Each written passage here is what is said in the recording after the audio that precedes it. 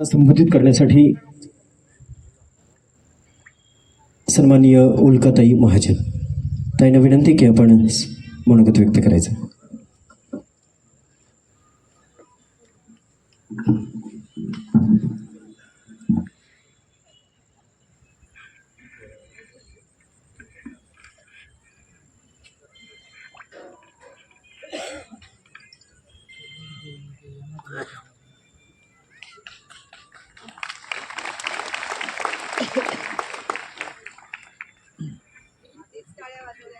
धन्यवाद.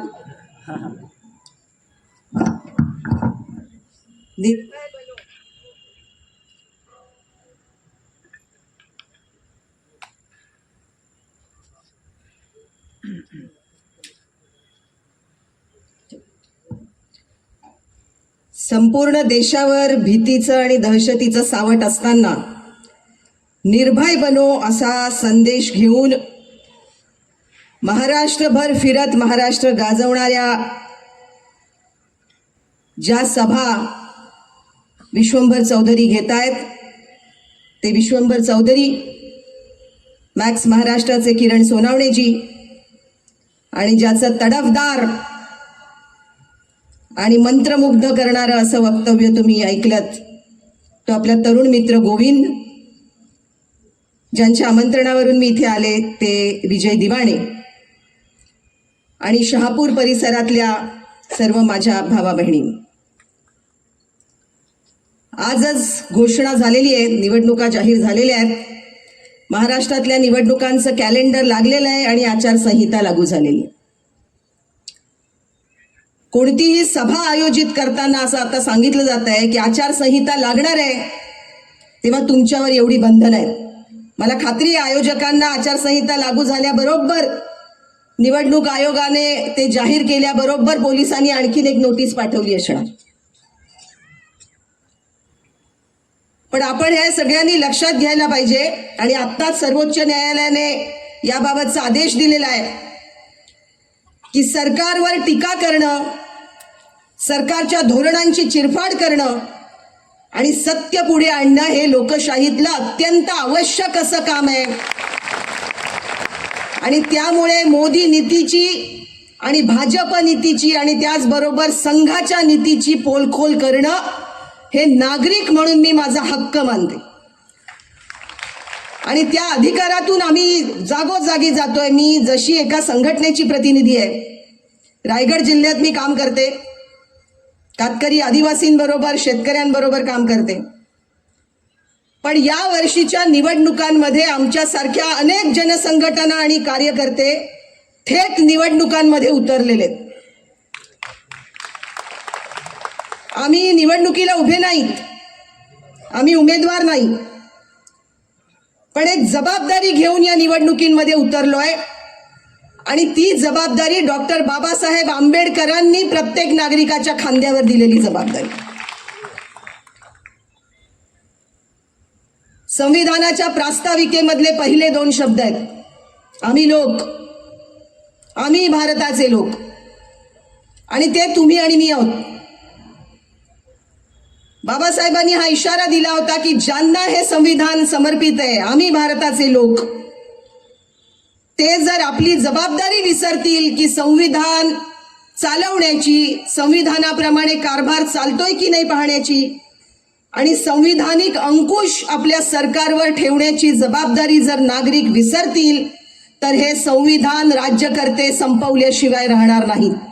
आणि तो इशारा आज खरा ठरताना दिसतो. संविधान निश्चितच धोक्यात आहे. त्यांचे आमदार परवाच म्हणाले आम्हाला हवेत 400 पार. कशासाठी 400 पार? तर त्यांनी सांगून टाकलंय की आम्हाला संविधान नको, आम्हाला मनुस्मृती आणायची आहे, म्हणून आम्हाला हवेत 400 पार. आता हे लपून राहिलेली गोष्ट नाहीये.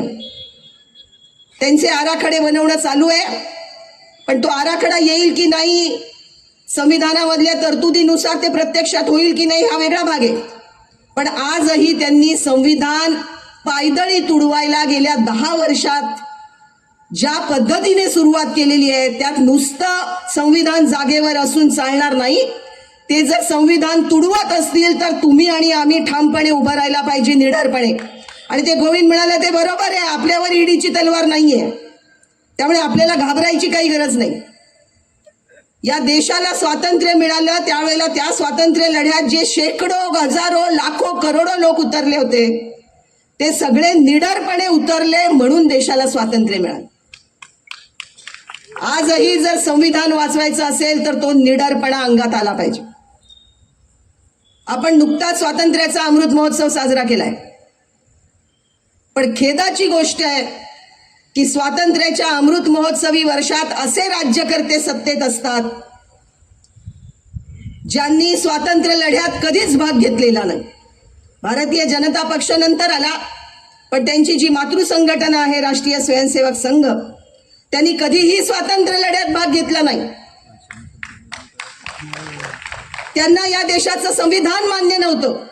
त्यावेळचे त्यांचे जे लेख छापून आलेले आहेत, त्यांच्या मुखपत्रात जे लिहिलं गेलंय त्यात त्यांनी उघडपणे मांडलंय की संविधान या मातीतलं नाही, ते बाहेरून आणलेलं आहे.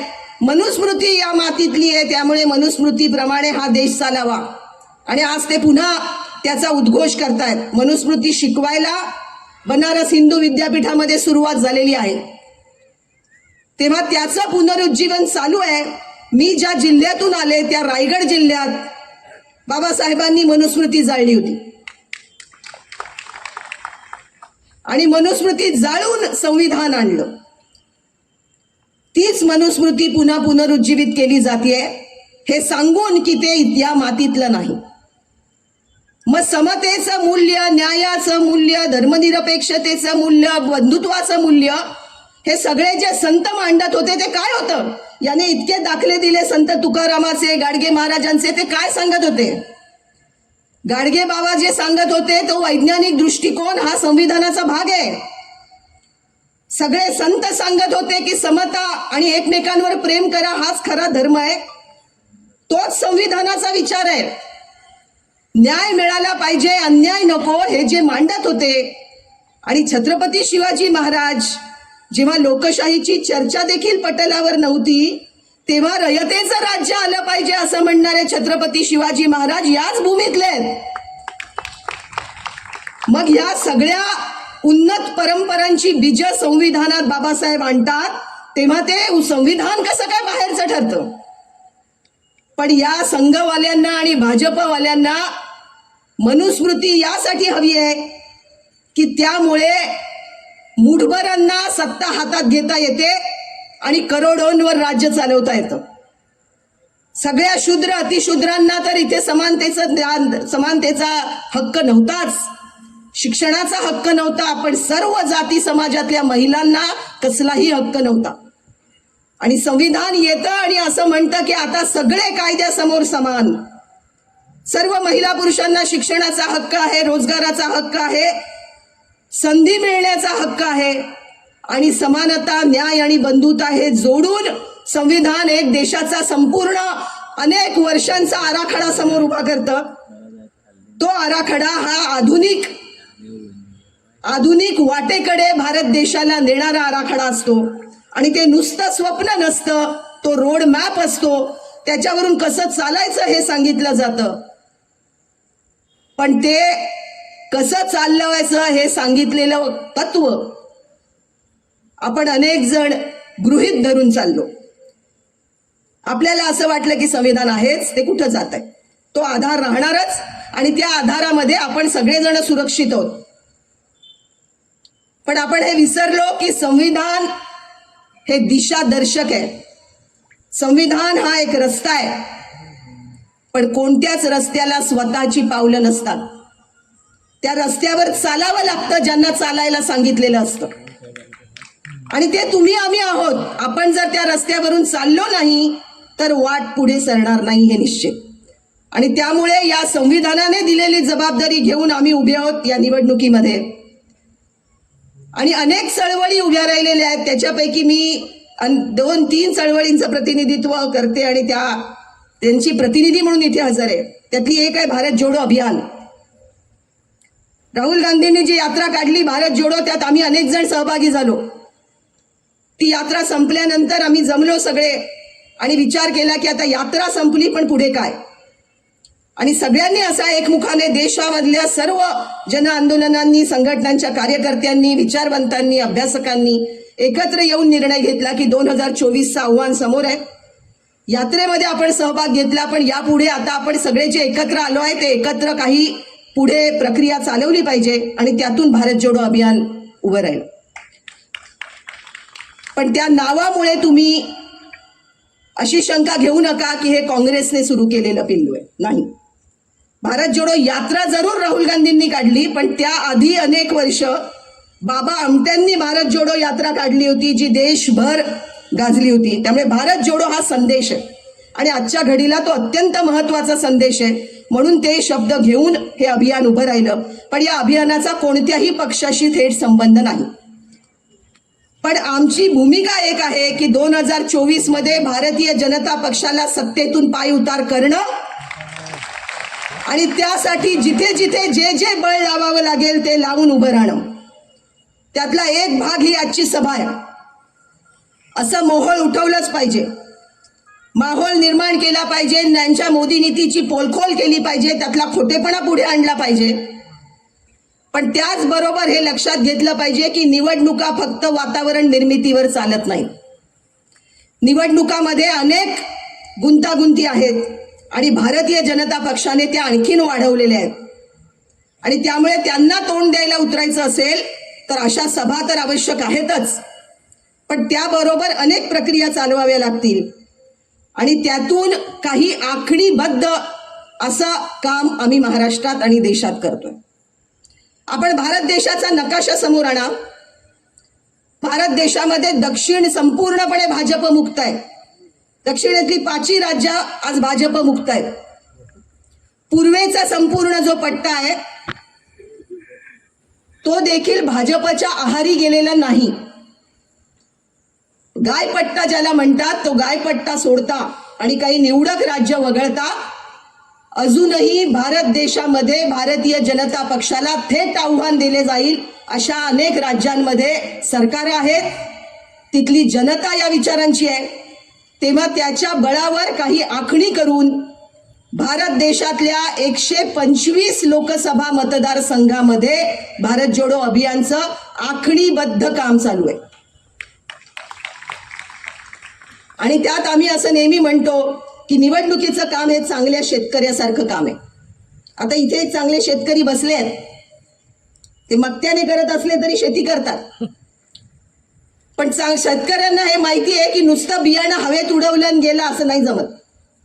कितीही चांगलं बियाणं असलं तरी तुम्ही उडवलं आणि गेलात तर ते बियाणं जमिनीत गेलं का नाही, ते रुजलं की नाही, त्याला अंकुर फुटले की नाही, त्याला खत हवंय का, त्याच्यावर कीड पडली तर काय करावं लागेल, फवारायला लागेल. शेतीचे सगळे टप्पे प्रत्येक शेतकरी स्त्री पुरुष जागेपणी पार पाडत असतात. तेव्हा शेतीतला सगळा जो काही येईल उपज ती कणगीपर्यंत घरात येते. ते शेवटच्या टप्प्यावर गुरांपासून, चोरांपासून, डुकरांपासून, मोरांपासून वाचवून कणगीपर्यंत आणावं लागतं. तेव्हा त्या सगळ्या टप्प्यावर काम करणं हे आत्ताच्या घडीला आवश्यक आहे. आणि म्हणून जे 125 मतदारसंघ देशभरात आणि महाराष्ट्रातले 18 लोकसभा मतदारसंघ त्यात ही आखणी चालू आहे. आणि त्यातला एक मतदारसंघ तुम्ही ज्या मतदारसंघात आहात तो भिवंडी लोकसभा मतदारसंघ सुद्धा आहे. तेव्हा मी इथून जाईन त्यानंतर मी विजय दिवाळेंकडे काही गोष्टी देऊन जाणार आहे. त्याच्यामध्ये एक फोन नंबर आहे, तो फोन नंबर तुम्ही जरूर घ्या आणि त्याच्यावर मिस्ड कॉल द्या. सभा संपल्यानंतर गोविंद भाऊ तुम्ही किती छान बोलले, ताई किती चांगल्या बोलल्या, विश्वंभर चौधरींनी तर सभाच गाजवली असं एकमेकांना सांगत परत जाऊ नका. माझा फोन चार्जिंगला गेलाय, तो डिस्चार्ज झालाय, मी सांगेन तो नंबर. त्या नंबरवर जरूर मिस्ड कॉल करा आणि जोडून घ्या. तुम्ही जिथे आहात तिथून जोडले जाऊ शकता. तुम्ही घरी बसल्या काही कामं करू शकता. तुम्ही तुमच्या गल्लीत, वस्तीत, गावात, वाड्यात, पाड्यात कुठं असाल तिथे काम करू शकता. आणि त्या कामाचे अनेक प्रकार आहेत. तेव्हा त्या प्रकारांना सामोरं आपल्याला जावं लागेल आणि त्यात तुम्ही निश्चितच नंतर जोडून घ्या. मी हा तुम्हाला नंतर टाकते.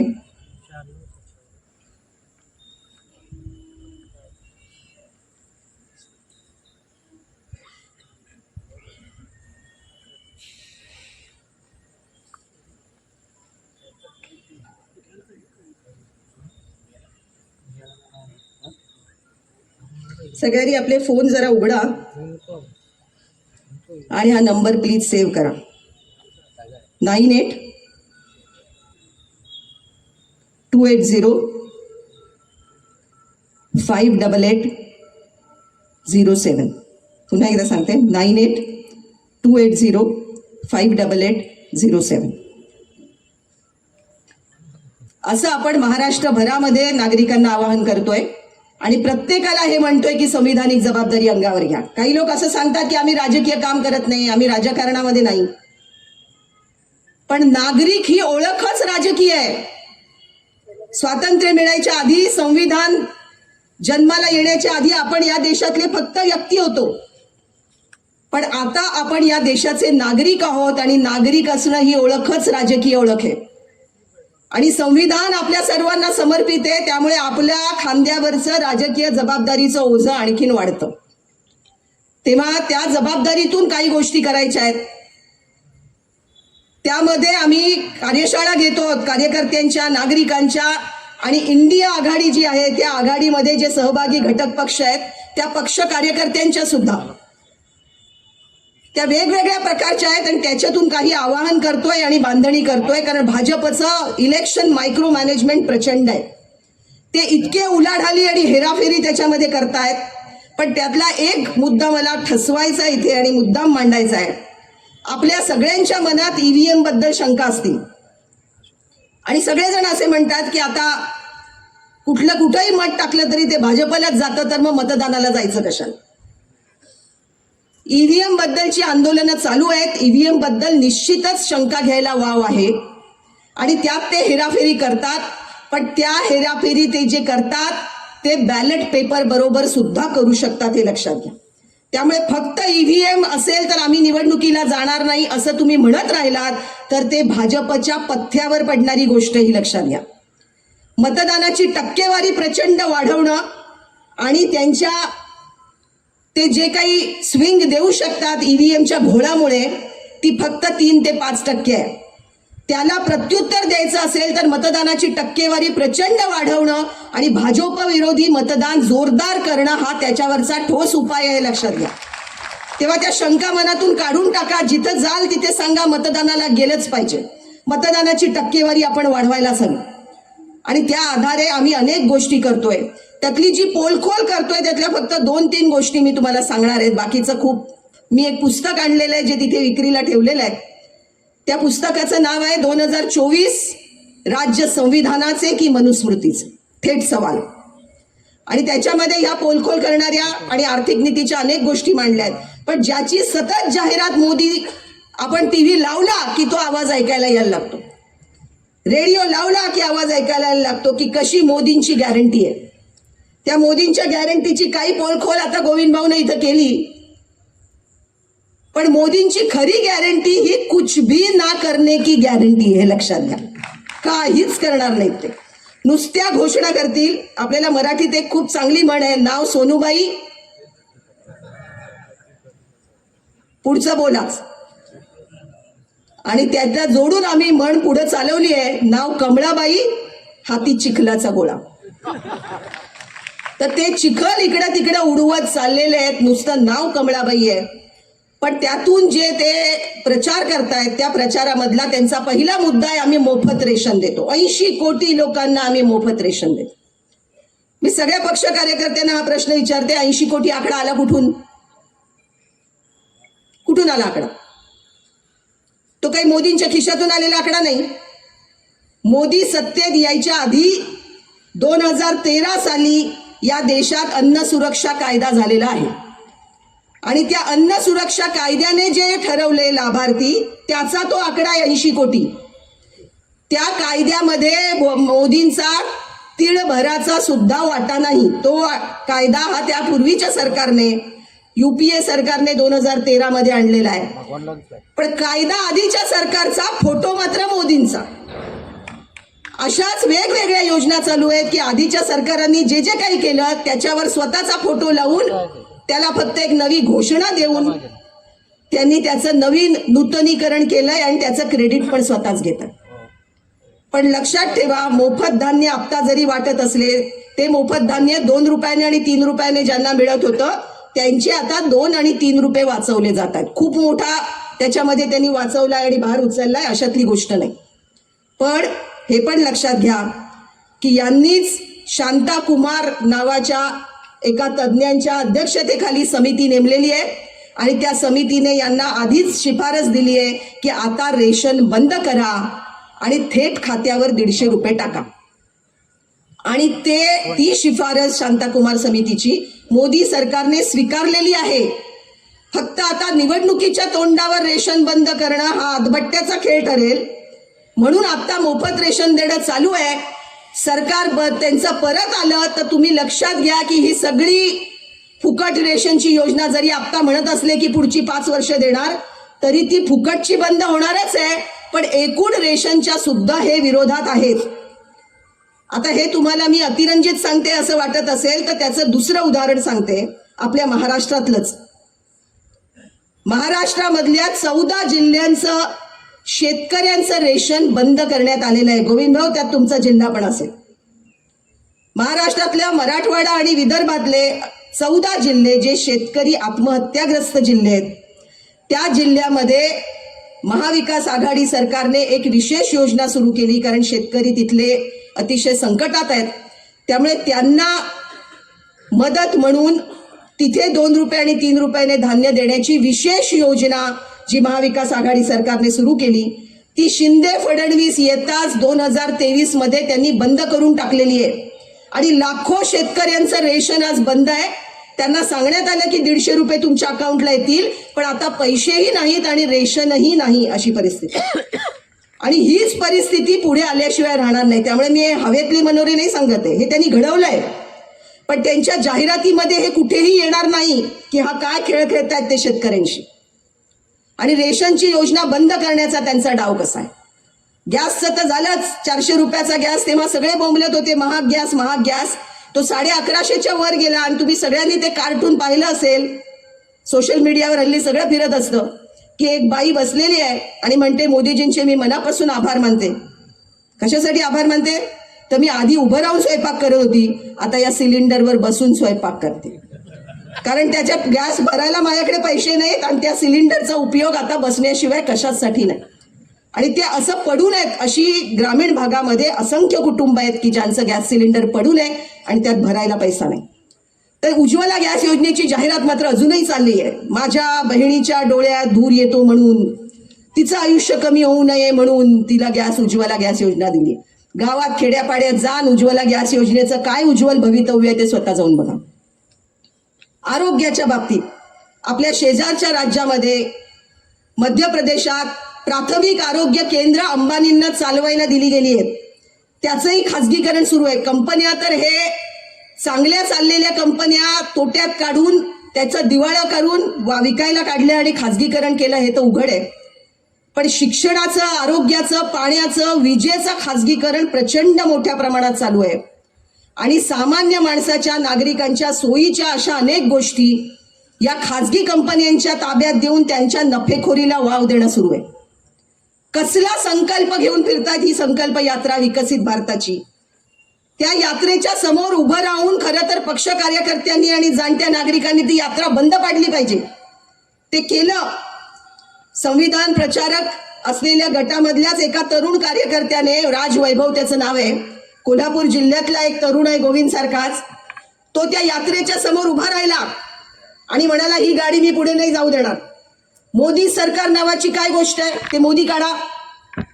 सरकार हे महाराष्ट्र सरकार असेल किंवा भारत सरकार असेल, मोदी सरकार काय? हे खाजगी प्रचाराची धंदे थांबवा आणि मी गाडी पुढे जाऊ देणार नाही. त्याच्या साथीला अनेक गावकरी आले आणि मग तुम्ही पाहिला असेल, पाहिलाय व्हिडिओ तो व्हिडिओ व्हायरल झाल्यावर मात्र अनेकांनी तो प्रयत्न केला आणि ती गाडी थांबवायचा प्रयत्न केला. हे जे लोण आहे हे पसरत गेलं पाहिजे. यांचा खोटेपणा, वारंवार खोट्यावर खोटं ते जे बोलतायत ते उघड करायला लागलं पाहिजे. इलेक्टोरल बॉन्ड्सचं प्रकरण आत्ताच बाहेर आलेलं आहे. त्यात त्यांनी कुठल्या कंपन्यांनी ते रोखे विकत घेतले आणि कोणाला काय धंदे मिळाले याची आकडेवारी बाहेर येते. हा उघड करोडो रुपयांचा भ्रष्टाचार आहे. म्हणजे आपल्याला एवढंच माहित होतं की काहीतरी लाच द्यायची आणि कॉन्ट्रॅक्ट मिळवायचं. हे पक्ष म्हणून उघडपणे भ्रष्टाचाराला नियमानुकूल करून, म्हणजे भ्रष्टाचाराला भ्रष्टाचार नाही म्हणायचं, त्याचाच कायदा बनवून टाकायचा, नियम बनवून टाकायचा आणि सगळी भ्रष्टाचाराची गंगा भारतीय जनता पक्षातच मुरवून घ्यायची. आणि जे कोणी पुढारी, आमदार, खासदार, मंत्री बाहेर राहून भ्रष्टाचार करतायत त्यांच्यावर ईडीची तलवार ठेवायची. बाहेर राहून भ्रष्टाचार करू नका, भाजपमध्ये या आणि हवा तेवढा भ्रष्टाचार करा. त्यामुळे भारतीय जनता पक्षाचं नाव आता आम्ही भ्रष्टाचारी जनता पक्ष असं ठेवलेलं आहे. त्यात भाजप भारतीय काही नाहीये, ते फक्त भ्रष्टाचारी आहेत. सगळे भ्रष्टाचारी एकत्र झालेले आणि वेगवेगळ्या अंगांनी त्यांनी जो कारभार चालवलाय, सगळ्या लोकशाही यंत्रणा ताब्यात घेऊन, आरबीआय त्यांच्याच ताब्यात, ईडी त्यांच्या ताब्यात, निवडणूक आयोग त्यांच्या ताब्यात, सीबीआय त्यांच्या ताब्यात, न्यायालय दबावाखाली त्यांच्या आहेत. हे पहिल्यांदा सर्वोच्च न्यायालयाचे 4 न्यायमूर्ती बाहेर येतात आणि पत्रकार परिषद घेतात की आमच्यावर सरकारचा दबाव आहे, कोणते निर्णय कसे द्यायचे या संदर्भात. पहिल्यांदा इतिहासात ही गोष्ट घडली आहे. तेव्हा न्यायालयांवर सुद्धा आणि सर्वोच्च न्यायालयावर सुद्धा सरकार दबाव ठेवतं. हे आता लपून राहिलेली गोष्ट नाही. या सगळ्या लोकशाही यंत्रणांची गळचेपी चालू आहे आणि त्या सर्व यंत्रणांमध्ये एकच गाणं वाजतंय, जो तुमको हो पसंद वही बात करें, तुम दिन को अगर रात कहो हम रात कहें. जर भाजपचे वरचे वरिष्ठ आणि त्यांच्या IT सेलच्या प्रमुखांकडून मेसेज आला की आता सूर्य उगवलेला आहे, पण सूर्य उगवलेला असला तरी ही रात्रच आहे, तर तो मेसेज जातो करोडो लोकांकडे आणि करोडो लोक म्हणायला लागतात सूर्य रात्रीचाच उगवतो, सूर्य रात्रीचाच उगवतो. आणि इतक्या टोकाचा खोटेपणा आणि डोक्यामध्ये भ्रम रुजवणं चालू. यांची जी वाटचाल आहे त्याच्यात त्यांची 4 प्रमुख आयुध आहेत, ती ओळखा. त्यातलं पहिलं आयुध आहे भूक. या देशातली भूक जिवंत ठेवायची. भूक जिवंत ठेवायची याचे आकडेवारी सगळे पुढे येत आहेत, पण हे दाबतायत त्यातले आकडे. पण ग्लोबल हंगर इंडेक्स म्हणजे जागतिक भूक निर्देशांकामध्ये भारत देश 111व्या क्रमांकावर खाली घसरलाय. बांगलादेश पण आपल्यावरती आहे, पाकिस्तान पण आपल्यावरती आहे, नेपाळ पण आपल्यावरती आहे, छोटे छोटे देश आपल्यावरती आहेत. आणि $1 ट्रिलियन इकॉनॉमीकडे निघालेला भारत देश मात्र 111व्या क्रमांकावर खाली घसरतो. उपासमार या देशातली संपलेली नाही. हे म्हणतात की फक्त 5% गरीब आहेत, असं ते म्हणू शकतात, कारण दारिद्र्य रेषेचं सर्वेक्षणच बंद आहे. गेल्या 10 वर्षात ना जनगणना झाली ना दारिद्र्य रेषेचं सर्वेक्षण झालं. त्यामुळे हवे ते आकडे फेकायचे, पण आकडेवारी मात्र त्याच्यासोबत द्यायची नाही, ही त्यांची चाल आहे. तर भूक खूप मोठ्या प्रमाणात, उपासमार अजिवंत आहे. त्याच्या बरोबर आहे भीती. पहिलं त्यांचं आयुध भूक, दुसरं आहे भीती. सगळ्यांवर भीती घालून ठेवलेली आहे. बोलायचं नाही, सरकारवर टीका करायची नाही, जे कोणी बोलतील त्यांच्यावर टांगती तलवार येतेच. तेव्हा या भीतीच्या सावटाखाली देशाला ठेवलेलं आहे. हे दुसरं आयुध आहे. जिथे पोटात भूक असते आणि डोक्यात भीती असते, तिथे डोक्यात भ्रम रुजवणं सर्वात सोपं असतं. त्यामुळे तिसरं आयुध यांचं आहे भ्रम. वाटेल ते भ्रम पसरवतात. सगळ्यांना 2022 पर्यंत घरं देणार, 2 कोटी रोजगार दरवर्षी तयार करणार, सगळ्या शेतकऱ्यांचं उत्पन्न दुप्पट करणार, 15 लाख तर फार झालं बोलून, 15 लाख तुमच्या खात्यात, असे कितीतरी दावे. हे सगळे भ्रम डोक्यात रुजवले जात आहेत आणि लोक त्याची छाननी पण करायला तयार नाहीत. हो, तुम्ही मागं काल काय बोललात ते तर खरं करा, मग पुढची गॅरंटी द्या. नव्या गॅरंटी, मागच्या गॅरंटी साफ. त्याच्यावर पण नवीन म्हण आता काढायला पाहिजे की मागची गॅरंटी साफ आणि पुढच्या गॅरंटीची वाट. दोन्ही गॅरंट्या खऱ्या नाहीत. तेव्हा भूक, भय आणि भ्रम हे तिन्ही चालू आहे. आणि चौथं त्यांचं आयुध आहे, ते आहे भेद. जातींमध्ये तणाव वाढवायचे आरक्षणाच्या नावाखाली, धर्मामध्ये तणाव वाढवायचे, हिंदू राष्ट्र खतरे में असं म्हणायचं. अरे तुम्ही हिंदूंचे एवढे राखणदार, त्यांचं संरक्षण करणारे सत्तेवर असतानाच हिंदू कसं काय खतऱ्यात येतो? एवढ्या वर्षांची राजवट इथे झाली, तुम्ही सत्तेत येता आणि निवडणुका जवळ येतात तेव्हाच कसं काय हिंदू खतऱ्यात येतात? तेव्हा हे जे भेदभाव चालू आहेत ते भेद जागवून भूक, भय, भ्रम, भेद हे 4ही सतत वापरणं त्यांचं सुरू आहे. आणि आता जो उल्लेख मी केला की 2 धर्मांमध्ये तणाव वाढवत आहेत, त्यावेळेला हे लक्षात घेतलं पाहिजे की मुस्लिमांची संख्या वाढवत आहेत, हा एक भ्रम आहे. दुसरा भ्रम आहे की हे बाहेरून आलेले आहेत आणि त्यामुळे या भूमीतले नाहीत, त्यांना बाहेरच घालवलं पाहिजे. हा देश हिंदूंचा आहे आणि हा हिंदू राष्ट्र राहील. इथे नागरिकत्व आता सिद्ध करावं लागेल, त्यांनी तर कायदा आणलाच. पण त्यावेळेला आठवलं पाहिजे की या भूमीमध्ये किती वेगवेगळ्या क्षेत्रात मुस्लिमांनी दिलेलं जे योगदान आहे, त्या योगदानाबरोबरच एक महत्वाचं योगदान आजच्या या निमित्ताने मी सांगणार आहे की संविधानावर डॉक्टर बाबासाहेब आंबेडकरांनी दिवस रात्र काम केलं. हे जितकं खरं आहे तितकीच ही गोष्ट खरी आहे की त्या संविधान सभेत 299 सदस्य होते आणि त्या 299 पैकी 242 सदस्यांचे उल्लेख सापडतात अधिकृत वेबसाईटवर. त्या 242 पैकी 31 हे मुस्लिम सदस्य होते. त्यावेळेला मुस्लिम लोकसंख्या होती देशामध्ये 10%, पण संविधान सभेतल्या सदस्यांची संख्या 13% होती, हे लक्षात घ्या. आणि आज म्हणजे हे त्यांचं महत्वाचं योगदान आहे संविधानामधलं, ते विसरून चालणार नाही. जेव्हा आपण सावित्रीबाईंचा उल्लेख करतो त्यावेळेला फातिमा बीचं पण नाव घ्यावं लागतं. आणि मगाशी आणखीनही काही दाखले गोविंदने त्याच्या मांडणीमध्ये दिलेच. तेव्हा या सगळ्या इतिहासातल्या खऱ्या गोष्टी लक्षात घेऊन त्यांच्या भ्रमाच्या जाळ्यात फसू नका. उघड्या डोळ्यांनी देशाकडे बघायला पाहिजे, उघड्या डोळ्यांनी आपल्या परिस्थितीकडे बघायला पाहिजे आणि उघड्या डोळ्याने आजच्या राजकारणाकडे पण बघायला पाहिजे.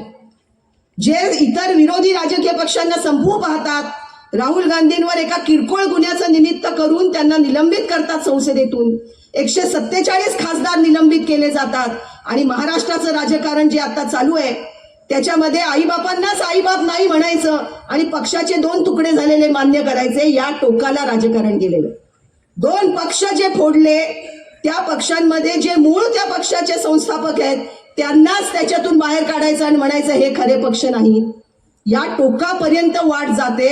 याची चीड आपल्या मनात का येत नाही हा प्रश्न विचारा. आपल्या मनातला राग गेलाय कुठे?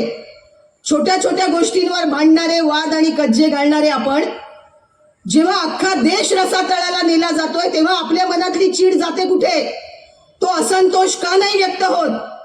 माझं या सगळ्यांना इथे बसलेल्यांना आवाहन आहे की तो असंतोष या 2024च्या निवडणुकीतून व्यक्त होऊ द्या. तो व्यक्त होताना मनातल्या छत्रपती शिवाजी महाराजांना आठवा, त्यांचं रयतेचं राज्य आठवा, महात्मा ज्योतिबा फुले आणि सावित्रीबाई आणि फातिमा बींचं योगदान आठवा, या भूमीमध्ये असलेली गंगा जमनी तहजीब आठवा, या भूमीमध्ये संत विचारांनी रोजवलेली जी बीजं आहेत ती आठवा. आणि ते सगळं आपल्यामध्ये आहे हो. त्या सगळ्याचे आपण वारस आहोत. आपले आजे पणजे आणि आपले सगळे पूर्वज हे या परंपरेतून पुढे आलेले आहेत. उद्या आपली मुलं बाळं आपल्याला विचारतील की देश एवढा खड्ड्यात घातला गेला होता तेव्हा तुम्ही करत काय होता? आपल्याला अभिमानाने सांगता आलं पाहिजे की आम्ही जागे होतो, आम्ही उभे होतो जबाबदारी खांद्यावर घेऊन आणि आम्ही उतरलो निडरपणे. त्यासाठी निर्भय बनोचा मंच आहे, त्यासाठी भारत जोडो अभियान सुरू आहे. आणि अशा 8 आघाड्या महाराष्ट्रातल्या एकत्र येऊन आम्ही एकत्रित कॉल दिला आहे निर्धार महाराष्ट्राचा. आणि तो महाराष्ट्राचा निर्धार असा आहे की भाजपला 2024 मध्ये सत्तेतून पाय उतार केल्याशिवाय राहणार नाही, हा महाराष्ट्राचा निर्धार आहे. त्या निर्धारामध्ये सहभागी व्हा. आणि एक शेवटचं आवाहन करून मी थांबणार आहे, ते म्हणजे स्वातंत्र्याच्या अमृत महोत्सवी वर्षात ज्यांनी या देशाशी नादानी केली, स्वातंत्र्य लढ्यात कधीच भाग घेतला नाही, ते सत्तेत होते. पण 2025 साल हे संविधानाचं अमृत महोत्सवी वर्ष आहे. संविधानाच्या अमृत महोत्सवी वर्षात हे सत्तेत राहता कामा नयेत असा चंग बांधून कामाला लागूया. दिवस रात्र एक केली पाहिजे. आता रात्रच नाही, दिवस पण वैर्याचा आहे. त्यामुळे तुम्ही फक्त हे संपल्यानंतर भाषण किती छान झालं हे गोविंद भाऊंना सांगायला जाऊ नका. याच्यातून जी कृती आहे ती कृती यापुढची कशी करायची हे करण्यासाठी कामाला लागूया. पुढच्या वेळी मी शहापूरला पुन्हा एकदा येईन, कारण भिवंडी आमचा लोकसभा मतदारसंघ प्राधान्यक्रमातला आहेच. तेव्हा पुढचं पाऊल हे प्रत्यक्ष कामाला लागण्याचं असेल. तेव्हा आजच हे नोंदवून जा की तुम्ही कोणत्या कामात कशासाठी वेळ देऊ शकता. आणि नुसतं भाषण ऐकून घरी परत जाऊ नका. या चळवळीमध्ये सहभागी व्हा, खऱ्या अर्थाने निडर बना आणि या